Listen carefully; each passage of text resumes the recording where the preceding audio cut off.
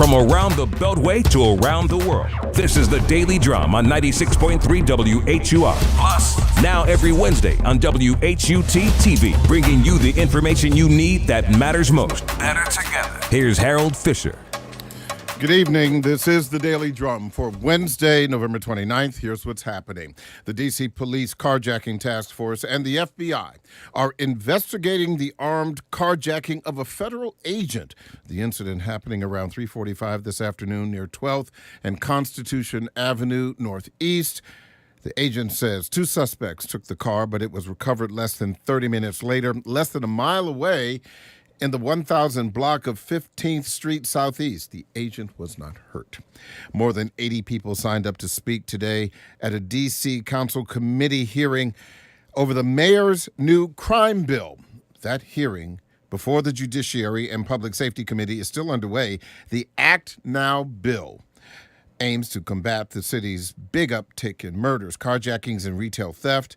Ward 2 Councilmember Brooke Pinto is the committee chair. Compared to last year, violent crime is up 40% and property crime is up 25%. This crime surge has affected residents, visitors, and businesses they support.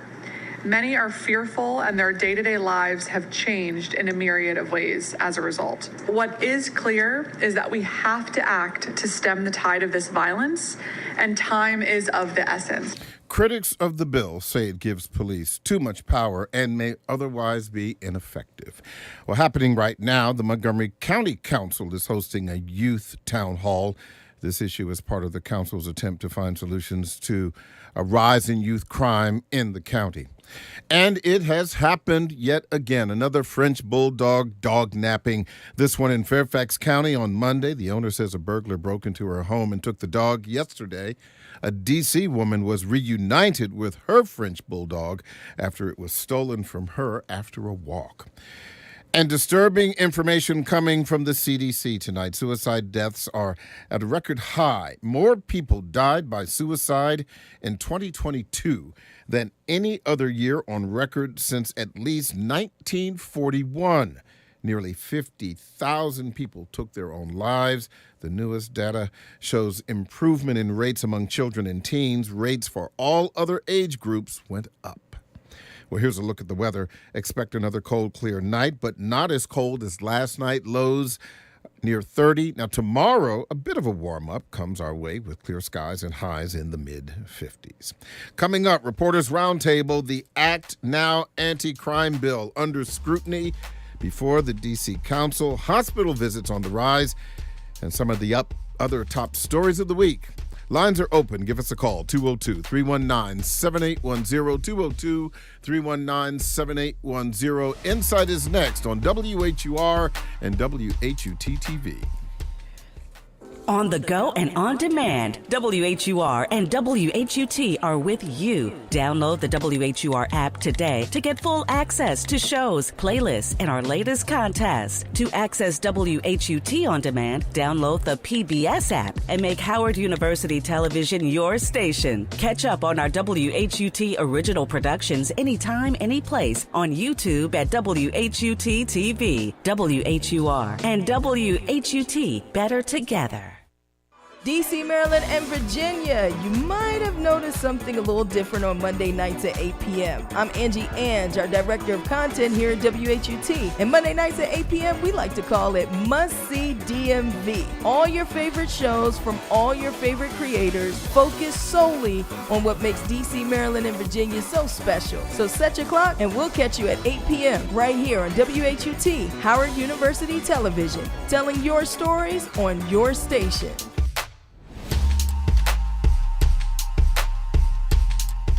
Going beyond the headlines to the deeper issues. 96.3 WHUR and HUR Voices, Sirius XM Channel 141. This is the Inside segment, where your questions and comments matter. At 202-319-7810. Join the conversation. Welcome back to the Daily Drum on WHUR, Sirius XM Channel 141, 96.3 HD2, and 98.3 FM. This is the Insight segment. I'm Harold Fisher. We're at the Reporters Roundtable talking about some of the top stories of the week. On deck tonight, as you might imagine, Crime in the DMV, from the mayor's crime bill to community meetings and dog nappings. D.C. area hospitals also seeing a spike in visits. A mysterious respiratory illness is causing that. It's in children. What does the dust-up between hip-hop star T.I. and his son King Harris say about pop culture, image, and private family business going public? We'll even talk about the National Christmas tree taking a topple at the White House yesterday. My guests are Dr. Yanick Lamp, President. I want to say President. You are regal. How's that? Did I get out of that one okay? Thank you. Yeah, you got it. Yeah, I got to stay on top of it. Independent journalist and professor of journalism at Howard University School of Journalism, and Dominique Moody, reporter at NBC Washington. And, of course, you, our listeners and our viewers. Lines are open at 202-319-7810, 202-319-7810. Of course, you can X me at HFisher, WHUR. You can find me on Instagram at Harold T. Fisher. Thank you all for coming in. Dominique, thanks for coming in as well. First time on the program. Let's get to the issue at hand, crime in the DMV. The big issue right now is D.C. Mayor Muriel Bowser's Act Now crime bill. Here is just an excerpt of what we heard today. This crime surge has affected residents, visitors, and businesses they support. Many are fearful, and their day-to-day lives have changed in a myriad of ways as a result. Yesterday's wickedness is not today's righteousness. In fact, these provisions appear to be aimed at making policing easier for MPD officers. The assumptions being that our city is safer when officers are free to restrain people with chokeholds, engage in high-speed car chases, and arrest people for lingering in public spaces that have been temporarily anointed drug-free. It is a controversial bill. Obviously, we are seeing some of the worst crime in the nation's capital in some 20 years, more than 250 murders over the weekend in D.C., carjackings off the chain, retail crime, a big issue. Yanick, your thoughts about where we are with this crime bill right now? Well, some of the people who work in the government, feel that they need to go back to the drawing board to tinker with it a little bit more. They agree that something needs to be done, but that is leaning too far in favor of the police. And they were also talking about how that bill erodes trust. There's already a lack of trust among the public for the police, and that this will contribute to that more. But I think, the reality is, and we've been talking about this program time and time again, that this is the thing that is on the minds of everyone. The very first story today in this newscast, a federal agent, an FBI agent, carjacked. Now, they got the car back. The reports are that agent was not hurt. But carjacks are becoming just ridiculously frequent. And I think a lot of people are just tired. They're really, really tired. Yeah, tired is the best way to sum it up. Just talking with some of the people who live in and around different parts of D.C., you hear about how they want to live in a community that best fits them, their family. And NBC4, we just did a great investigative deep dive into what people are actually telling us. And so what they're telling us is that, simply they're living in different parts of the city and they have to deal with a lot of gunshots at night. And these are young people and parents who have young children. And, this is becoming a part of their reality at such a young age, And so I think that what a lot of the government officials and what some of the other community organizations are trying to do is trying to come together to find some type of solution. Because when you go out into the community, what you're hearing from a lot of the people inside of the community is that we are tired. We are sick and tired. We want to be able to live in a community that best serves our youth, that we're able to walk the street without having to worry about a carjacking, without having to worry about a robbery happening, And so now I think that what a lot of people are trying to do is put their heads together, find some common ground. And that's why you're having some of these community meetings in which people are coming out and being vocal, or you're having a public hearing. Yeah, it's been going on all day. And even like the grandmother who was on the news recently who had to shield her grandchildren from being shot right in their own home. Right. So people want something to be done, but at the same time, some of them are worried about the young men or young women in their lives, their encounters with the police if they're innocent of doing something else. Well, one of the things that this bill aims to do is to make an adjustment to regulations regarding chokeholds. And that in and of itself, I think, is for some people kind of troubling, where police reforms have really focused on, kind of addressing the whole police chokehold thing, but to give police more leeway with that. And look, I'm not a doctor, but I do remember that, the legislation said, well, not the throat, but the windpipe. In the heat of making a muscular arrest where someone is not trying to be detained, I mean, where do you do it? And I think that's one of the issues. The other issue, of course, retail crime, which is a big focus, especially as it relates to these flash mob crimes. And I think one of the difficult things for the Bowser administration is she has been hearing from merchants because it is affecting business. I know that some of my friends who may live outside of D.C., who historically like to come into the city to shop, they're not doing it. Yeah. And I think that what impact, the economic impact, is this rise in crime potentially going to have? Right. Well, a lot of people are concerned about that as well, because ever since the pandemic, everything costs a lot more than it did before. So if you talk about prices at stores going up because of these retail thefts, that's a bigger problem for people because their money is not stretching. And I think one of the problems with the bill is that it's trying to do too much.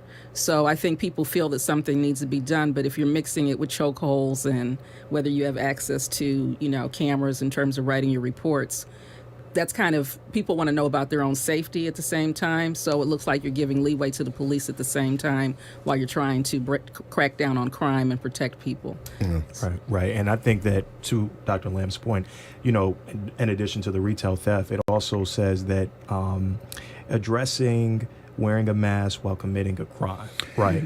About that. Yeah. So it's like you're thinking about addressing one problem, so you have so many other problems that you're trying to deal with. And that's right now, that's what government officials, that's what they're put in these positions to do, is to solve problems for the greater good of the community. So if you're focusing on retail theft, create a concrete way in which you can address that. If you're going to address maybe chokeholds or how to police, the proper way to police, then maybe that's a opportunity to go to the police department, and figure out a way in which you can train them in a way in which they could properly subdue a subject. Yeah. 202-319-7810, 202-319-7810. We are at the Reporters Roundtable talking about some of the top stories of the week. If you have a comment or a question, give us a call. Again, lines are open at 202-319-7810. Dion, calling from D.C. Thanks for calling, Dion. What's on your mind? What's on my mind, Harold, is it sounds as if we are politicians, parents, we're afraid to face the truth. I understand that we want to deflect with proper policing, but what is the proper encounter that the citizens should be upholding when encountering the police? I mean, we're saying that the police have to police properly, but as a child, I was always told that when you have an encounter with the police, you aren't combative, you don't comply.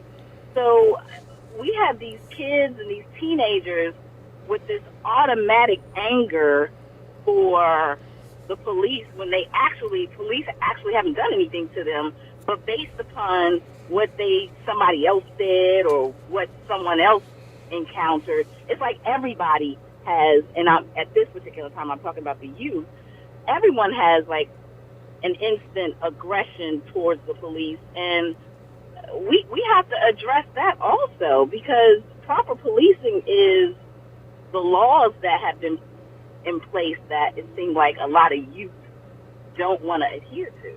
So let me ask you, Dion, what do you suggest? What is your suggestion for having better police community relations, particularly as it relates to young people? That, and I think you make an excellent point, that certainly is not new.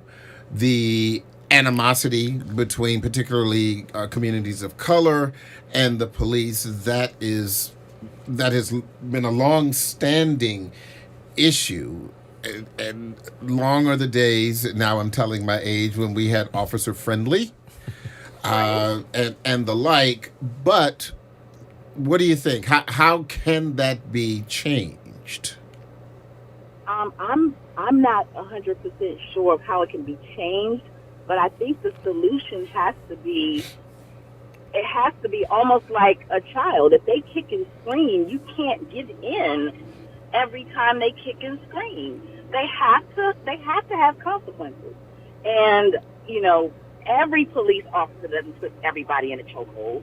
So if we keep focusing and zooming in on the minority incidents, it just takes away from the majority of police officers who are trying to uphold the law, do the right thing, encounter citizens in an officer-friendly manner first before, they've been tried. And with everything, when someone's disrespectful to you for no reason, it kind of alters your attitude, and we can't expect them to uphold, these particularly I don't know. I just don't think that it's fair that we hold the police officers to a higher standard of morals, which those are instilled in everyone, not just someone who wears a uniform. Yeah. Dion, thank you so much for your thoughts about that. Anybody have any thoughts about that?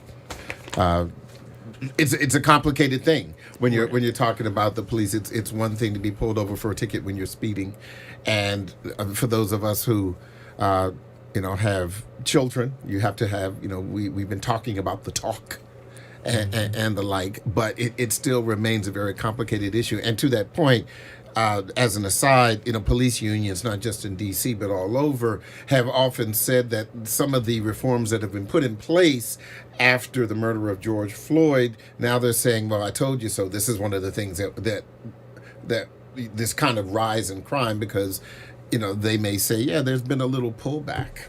Right. Yeah. I think that, it's a tug and pull type of situation. It's like you address it one way, and then, it may not turn out the way that you thought it would turn out. And then you go another route, and you think that it's not going to be the best route that you go down. And it's like, I understand what Dion was saying. It's just like, you try to instill some of these values, right, within our young people. And doing that, I think that it allows them to kind of understand, kind of like what you had mentioned, like talking with police, getting to know them.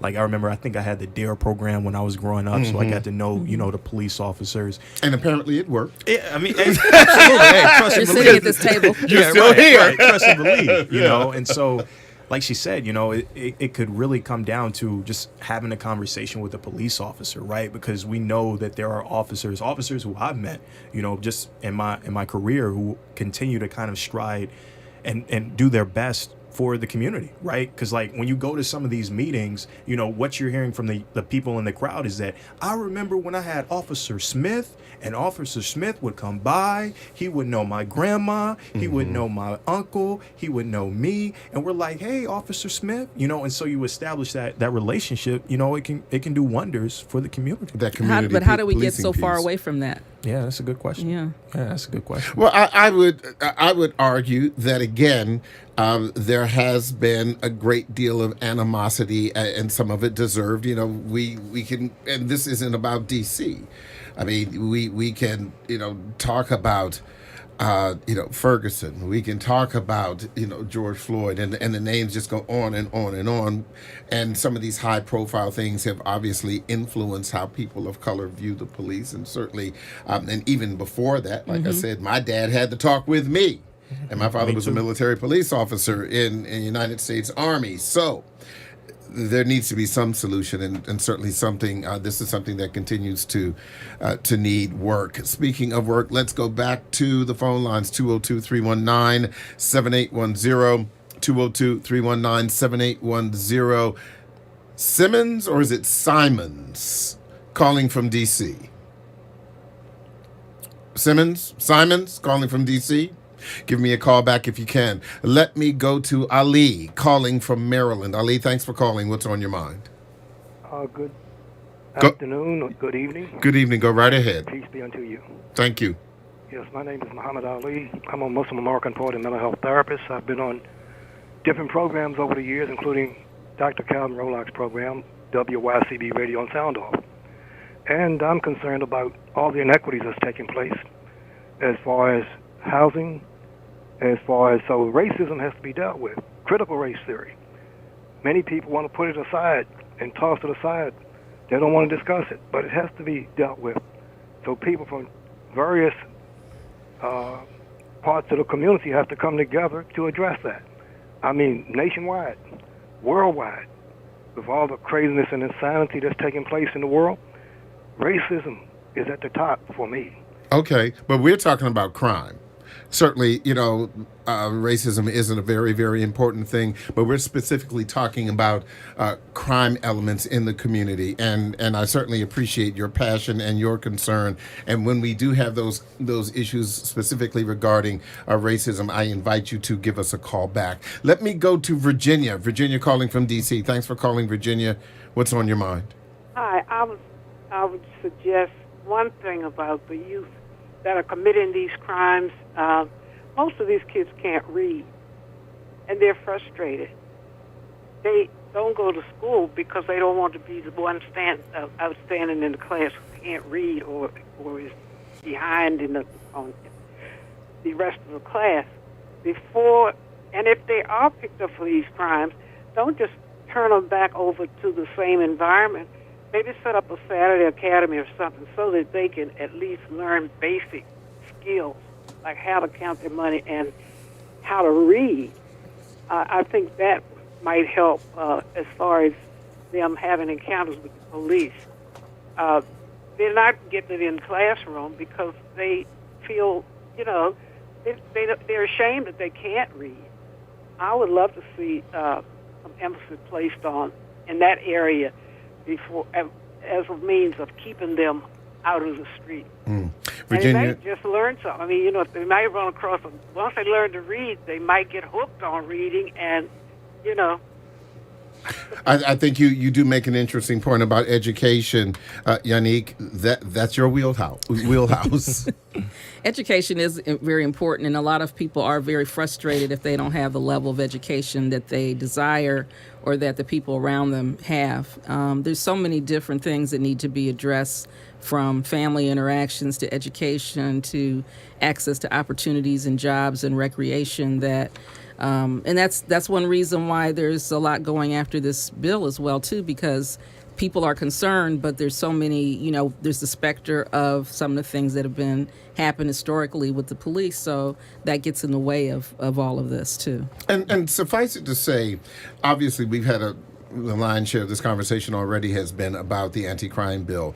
But, there was a meeting in Bowie State University last night to talk about crime in the community happening right now in Montgomery County. The county council is having a meeting about youth crime. The chief of police in D.C. was in at least 2 wards last night, and when we went on the air was testifying at this hearing. So this isn't just a DC thing. It's not just a DMV thing. This is an issue that people are struggling with, communities are struggling with across this country. I need to take a break, but when we come back, I want to talk about this dog napping thing. What's going on with the French bulldogs, and why is this happening? Really, really bizarre, but something that Dominique has been focusing on. for the past week or so. We're going to take a break. Don't forget, you can hear every edition of the Daily Drum Insight segment via podcast on WHUR.com. And don't forget, you can download the 96.3 HD2 app on your smartphone and hear the program live in its entirety. If you are on the phone, Ashley from D.C., Sam from D.C., stay with us. The Daily Drum will continue on Sirius XM Channel 141 and 96.3 HD2. I'm Harold Fisher. John Mons is next with the original Quiet Storm. That's on WHUR. This conversation continues on Sirius XM Channel 141 and WHUT TV in just a bit.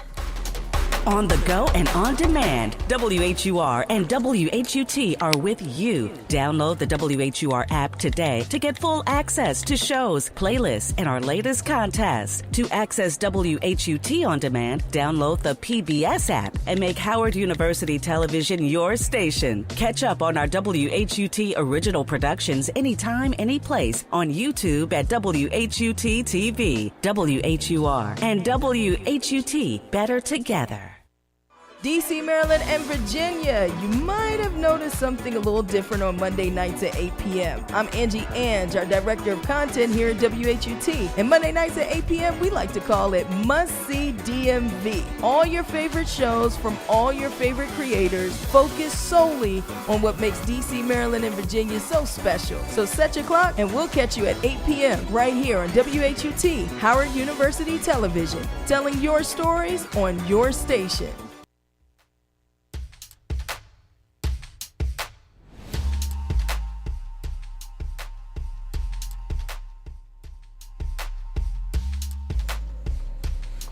Welcome back to the Daily Drum on Sirius XM Channel 141 and WHUT TV. I'm Harold Fisher. We're at the Reporters Roundtable analyzing some of the top stories of the week. My guests are Dr.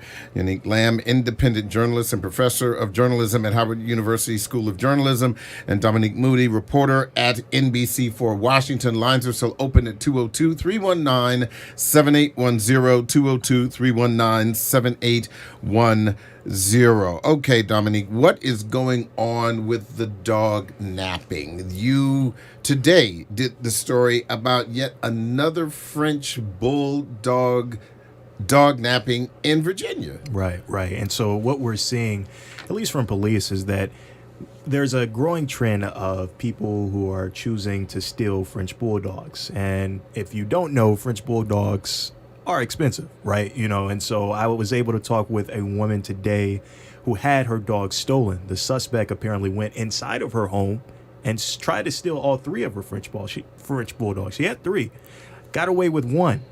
She said that one French bulldog alone cost $4,000. She had another. Yeah, I know, you never think about it, right? And so $4,000. Well, what I could do with for one dog. $4,000, you think about that, right? You're like, she had three. She had three. Exactly. So that's what, 4, 8, 12,000. Wow. Right. And so, like, what we're seeing is that they could be stealing them and then reselling them, right? You think about what I just said about the cost. You might be able to get that money back. And so that was just the latest instance. Over the weekend on Saturday, there was another woman, DC woman. She had just been coming back from a walk with her French bulldog, Hendrix. That's his name, Hendrix. And so as she was going into her home, she started to notice that there was some cars that were following her. She was on her way home. And as she was trying to get into the front door, there was a man who ran all the way up the stairs, and then he was able to interact with her. And it wasn't an easy interaction. This was a confrontation where he said, if you don't give me the dog, he threatened to, kill her. And so she ended up giving the dog away. And again, we're finding, kind of like what we were just talking about, a lot of instances in which people are taking things that don't necessarily belong to them. In this case, it's dogs. And so what police in Fairfax County said is that this could potentially be a growing trend that we see not only in DC, not only in Virginia, Maryland, but across the United States.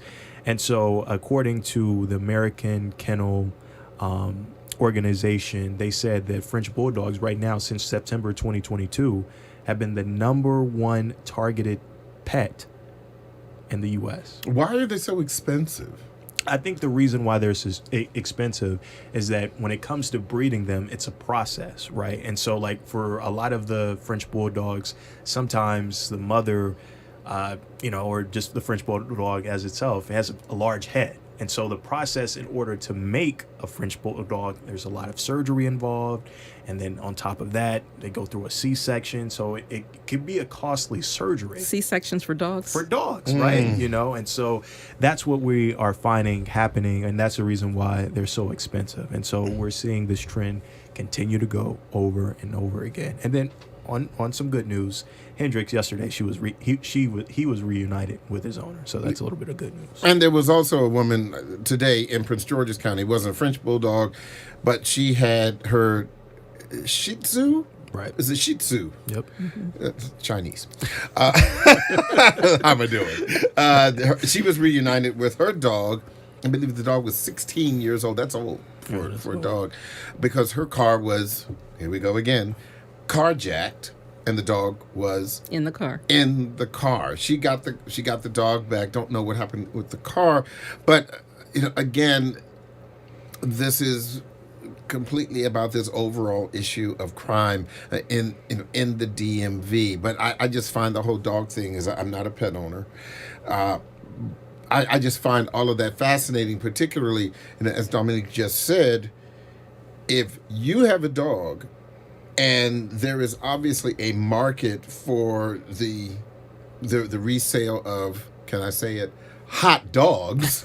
Oh, goodness. Yeah, I said it.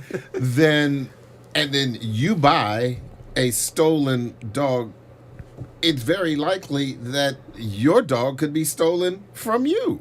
Mm-hmm. Yeah, it's like a growing trend. And it's like, the way in which they resell it nowadays, it's like not only could it be word of mouth, it could be Facebook Marketplace, it could be Instagram, social media. You get into that, that just adds another layer that investigators have to try to go through in order to find the person responsible. Something to think about. Let me go back to the phone lines. 202-319-7810, 202-319-7810. Let's talk to Tom, calling from D.C. Tom, thanks for calling. What's on your mind? Hey, thank you. I was listening to the previous callers, and, I was thinking that, there's not one right answer or one root of the problem. Children, people who commit crimes, they're traumatized. They can have issues. Police, they're traumatized. They can have issues.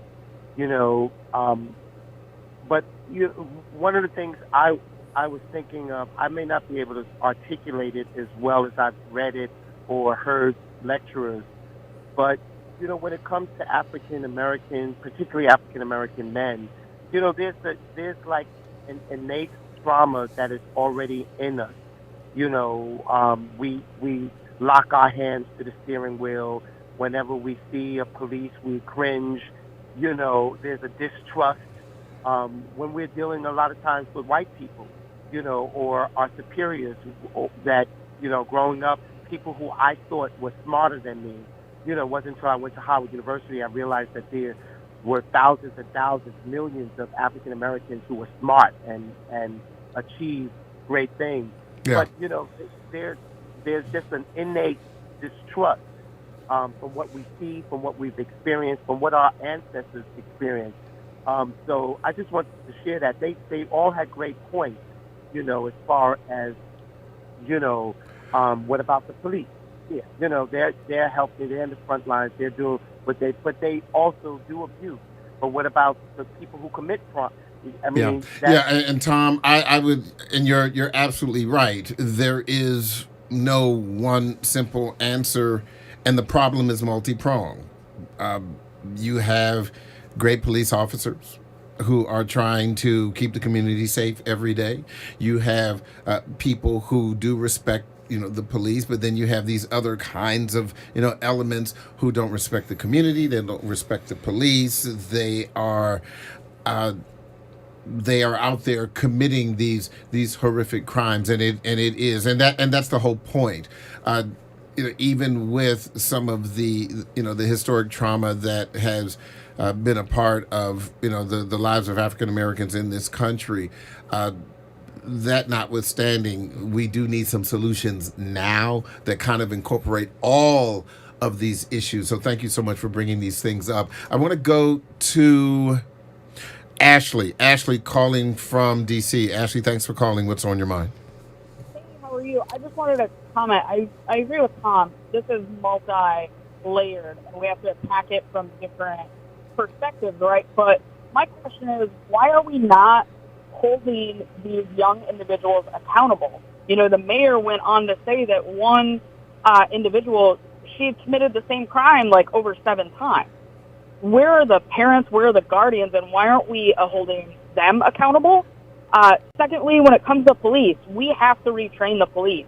One thing that stood out to my mind during the protest after the murder of George Floyd was a group of young people trying to have a conversation with the police, but the police officers that were engaged with these young individuals, and most of them were black males, were all officers of color, so they were black and brown, while the white officers were standing off to the side.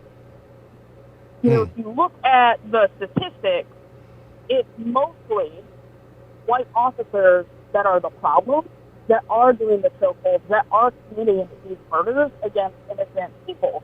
Why are they not engaged? Why are the police officers in D.C. not engaging with community members to show that they are safe, that you can call them, and that nothing's going to happen to you if, you know, you haven't done anything wrong?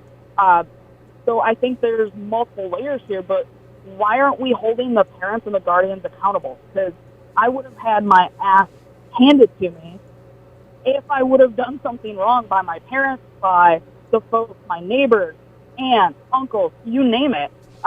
And we've gotten away from that, and I don't understand why. So let me give you a little bit of pushback on this, Ashley, because while certainly communities of color, and you two can chime in about this, certainly have reason to be concerned about their interaction with police, particularly white police officers.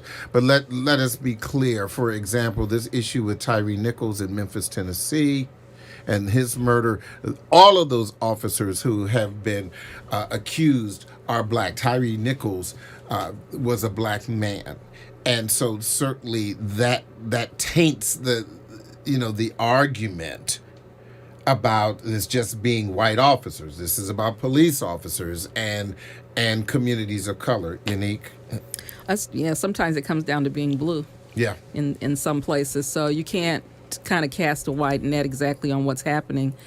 But there are, like she said, it is multi-layered, so there are a lot of different things that need to be addressed, from the family involvement to community involvement to the schools to individual accountability to police and how they handle things and their community relations and their involvement with people, because there's a perception problem that's been existing for a long time, but there's a lot that needs to be addressed. There's a lot that needs to be addressed, and you do have to hold people accountable for what they do. And this legislation in D.C., if it passes as the mayor has written it, is supposed to kind of address some of those things. Right, exactly. And I think that, we're hearing from multiple people about what they feel needs to happen, right? And it's like, we talk about it being multi-layered. We talk about the relationship that we have with police, and it's like trying to understand how you can address a problem when there's so many prongs that you need to address in order to fix it. It's like, we need to, again, it goes back to what we said earlier.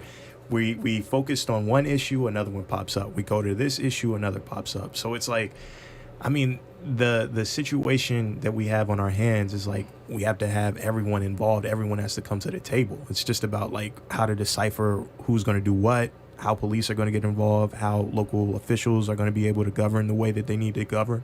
And also, like, when it comes to the community, how they're able to move around in their community, and it's just like, it's important to try to have those conversations and have those community town halls. And that's one reason a lot of this stuff is systemic, because it does have so many layers and it's been going on for so long, and the problem keeps getting worse, so some things never get addressed, or they get addressed in a piecemeal fashion. So they just start, it's like a multiplier effect almost. Right, and it keeps happening from generation. Like the last generation before mine, they were dealing with it. Their generation, in a sense, were dealing with it. Now we're coming to the new generation, where you may have not all of young people because I don't want to just generalize all of them, because there are great young people out there who definitely. are doing amazing things. Absolutely. And so like to try to like pigeonhole them, I think that sometimes, and you hear this when I'm out in the stories, is that it's a small percentage, right, of young people who are doing, repeat Doing offenders. over and over again. Yeah, exactly. Yes. Repeated offenders. And it's just like, how do you address them without getting any type of potential hostility towards them, right? If you try to mentor them or you go and you talk with them, you're not sure how that interaction may come across, because you don't know how knee deep they may be in their situation. And another thing, if I may real quick, you don't know what they may be dealing with before they even get to school. Exactly. And that's why all those things need to be addressed too, because people are too quick to throw them away at the same time, but they didn't get that way overnight. Yeah. Right. And before I let you go, to your point, Ashley, we should all have been blessed to have the kind of parents that you did that would put the fear of God in you, as I'm sure was the case with Yanick, Dominique, me. But unfortunately, that is a difficult reality in that parenting has changed. Some of the challenges of parenting, challenges of challenged communities. And so, we should all be so lucky as to have those kinds of parents who will tell you not to commit crimes, to be respectful, to go to school, and have those children follow those rules. And there are a great many children, as Dominique said, that are doing just those things. But then there are so many others who, whether they be repeat offenders or new offenders, that are causing this problematic situation. Ashley, thank you so much. I do need to move on. However, we will get to the phone calls still, if you still want to comment. But I do want to talk about this mysterious illness that is reported, in China, which is starting to fill up the hospitals. And we are getting some reports here in the DMV of children with these strange respiratory illnesses. And it's deja vu all over again. It starts as flu, and then it becomes much more serious. We've been through a pandemic already, okay? And even today, the state of Maryland dropped a promo with the Secretary of Health encouraging people to get their COVID shots and their flu shots. This is something that, look, winter is coming. Yeah, they're calling it a triple-demic. Right. Yeah, right. but the World Health Organization is monitoring China because they've had a spike in a lot of respiratory problems in North China, and they want to make sure that it's not something that can turn into a pandemic. So right now they're saying it's nothing unusual, and it's primarily linked to people coming back because they were shut down in the past. So right now they're believing them, but they're also kind of leery and definitely spotting, because in the past when there was SARS, like in the early 2000s, they were hiding patients and putting them in ambulances, driving them around when the World Health Organization's officials were there to investigate. So, and they had to threaten them with closing their offices and things like that. So they want to, they've had a track record of trying to conceal information at some points, not consistently, but at some points. So they do have to kind of keep their eye on it. And you always have to monitor outbreaks to see what's going on with them, so you can get a hold on it earlier before it spreads across a country, across a continent, across the world, like we just did with the pandemic. But right now we have flu, COVID's not over, and then we have RSV. And pneumonia. So there's a lot of things going on, and there's a lot of different viruses and bacterial infections that are going on. So people still have to think about masks, about washing their hands, about using hand sanitizers and doing all those things, because we're not in a safe spot completely, and talking to their own physicians and making decisions about vaccines. So they're encouraging people to get those vaccines. But of course, that's a personal decision too. And as you said, in dealing with this issue with China, we, as was the case at the very, very beginning of the pandemic, and I think you put a really fine point on it, this is a trust but verify for the World Health Organization. Certainly the Chinese government is notorious for being deceptive, you know, as it relates to these kinds of things.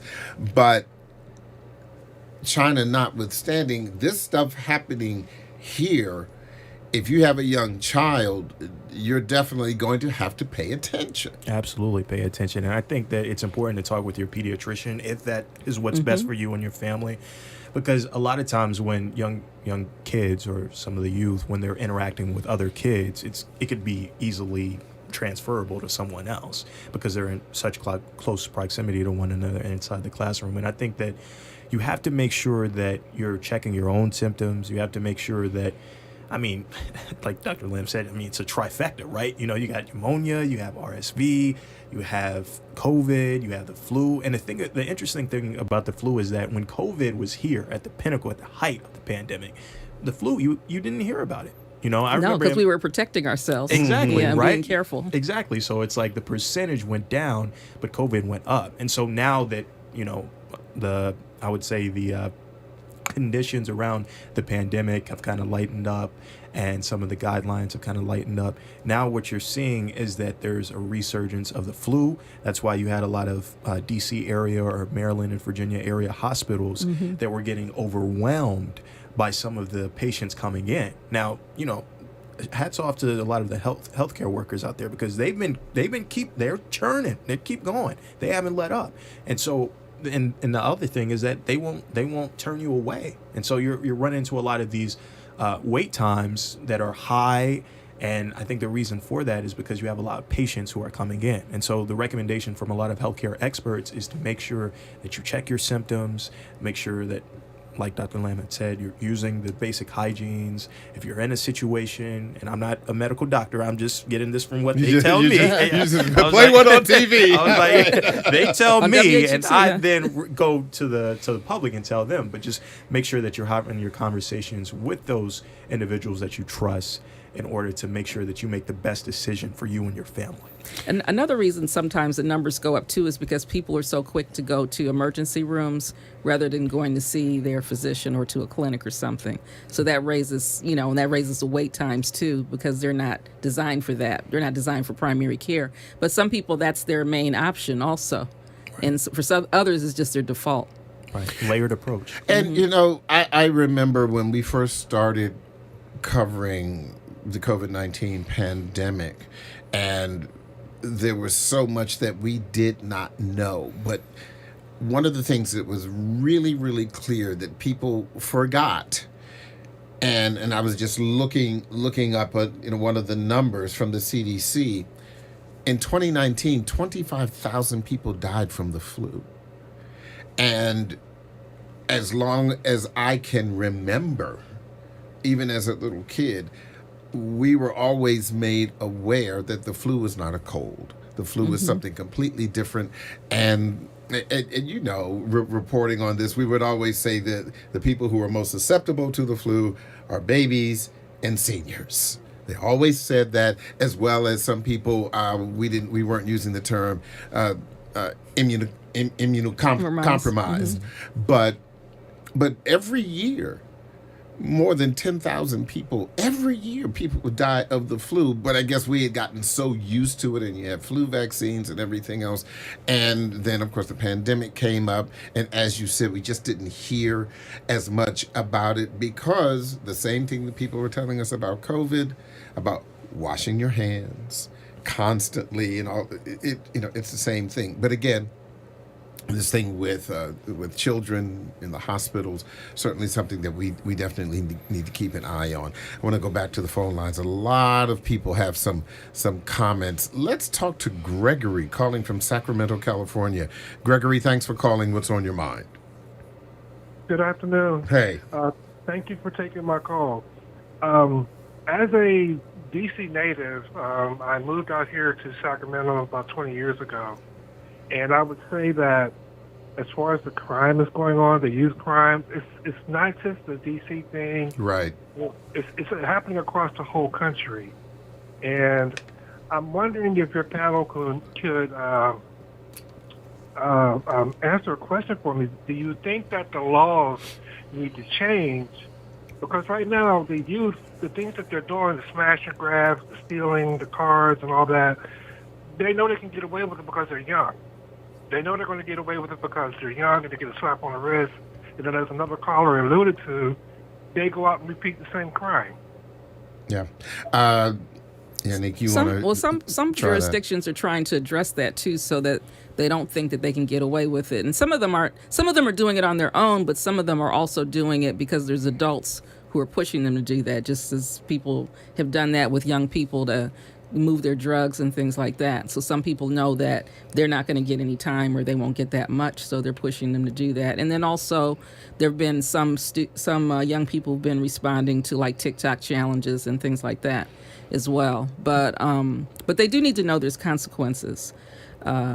So accountability. There's accountability for that, but also it needs to address some of the underlying problems that are causing them to do it in the first place. Right, and when you speak with some of the victims of some of the crimes that are happening, you know, I think from what I'm hearing is they do believe the laws need to change, you know, inside of the community. You know, I had an opportunity to speak with a father of a young person, and his son died while walking to the store to get laundry detergent. And wow. I remember that. I remember that. It was such a hard interview because you're listening. You know, I look at him. He looks just like he could be my uncle. I looked at the picture of the victim. He looked like he can be my cousin or my brother. And you empathize with some of the victims, and what they say is really what they see on the streets. You know, they are the ones who are dealing with these issues, and then they have to try to pick up the pieces, or they have to try to live life without having a loved one. And what I hear from them and what they tell me is that they believe the laws need to change. That's what they tell me. Mm-hmm. Yeah. Gregory, thank you so much for giving us a call. I appreciate it. 202-319-7810, 202-319-7810. I did want to at least briefly talk about this T.I. and King thing. I must be honest, I have not focused so much on T.I. since I was dancing in the club a long time. What kind of dance were you doing? Let's not talk about it. Dominique will probably know a little bit more about that. I'm like, maybe not. You know, but let me just, you know, kind of summarize. You know, obviously T.I., a hip hop icon, been around for a really long time, but his son King Harris has been giving him and his wife, you know, Tiny, you know, mom, the pushback regarding how he lived. He claims that he was raised in poverty with, you know, cockroaches on his face and the whole bit. And I don't know what to believe about that, because T.I., as you know, we can assume that, you know, he's, you know, had a couple of quarters during the course of his career, particularly as it relates to his son. The issue for me is not that. The issue is, and we've seen this a lot, where high-profile people and their children, because King Harris is supposed to be having a budding rap career on his own, are trying to show a bit of chest-thumping street cred, and also calling out, you know, the family publicly. Like Ashley said, you know, you have your butt handed to you if you go against what your parents said. Well, you know, T.I., they got into a little bit of a scuffle on social media, the whole bit. You know, again, this is a thing of, you know, what's going on with our kids. Yeah, I mean, you know, I think what you hit on the head was social media, right? You know, because he was making it go viral while he was doing it. Exactly, right? And so it's like the power that social media has to reach anyone who is out there.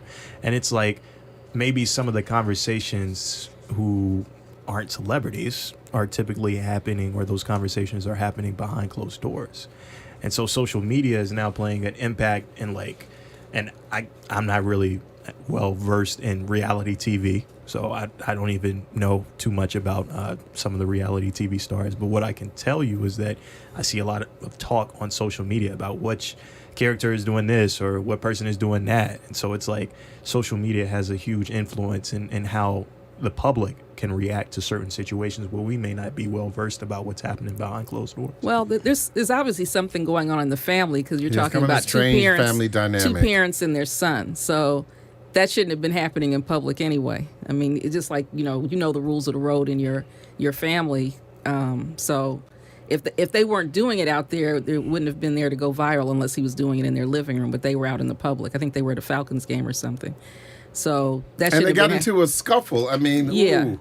Well, I think he probably got tired of him saying what he was saying, Exactly. too. And, I mean, they were all provoking each other, and they seemed like they were kind of joking a little bit in the beginning, and then it kind of escalated.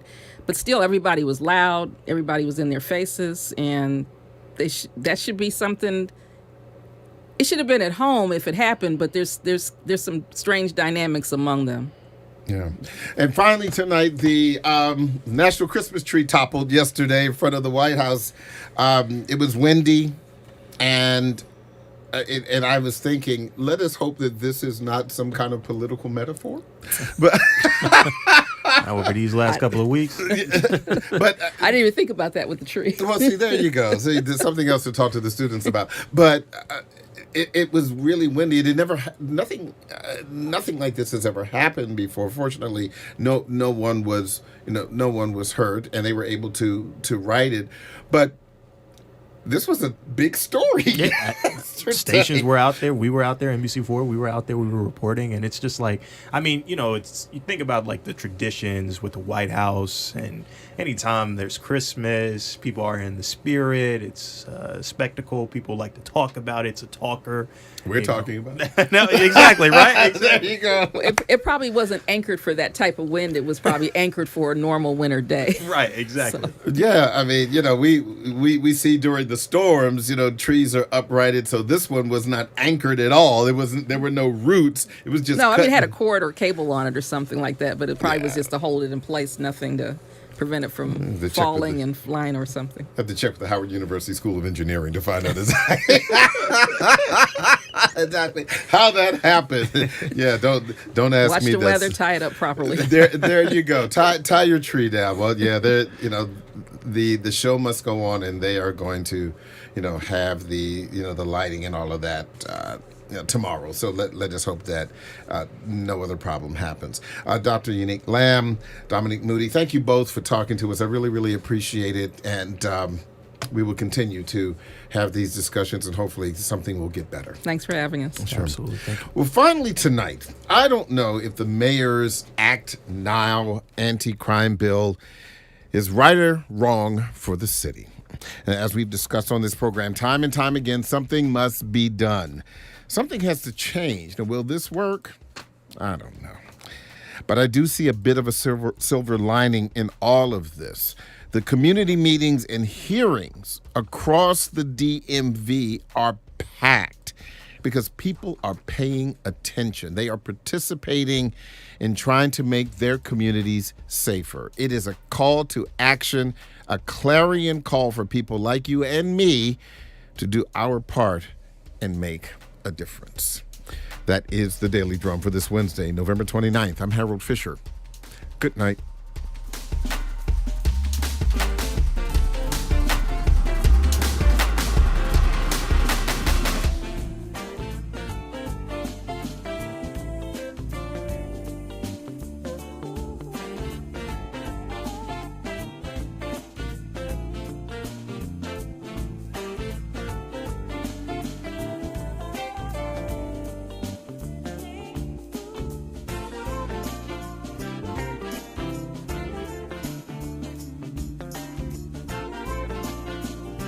This program was produced by WHUT and made possible by contributions from viewers like you. For more information on this program or any other program, please visit our website at WHUT.org. Thank you.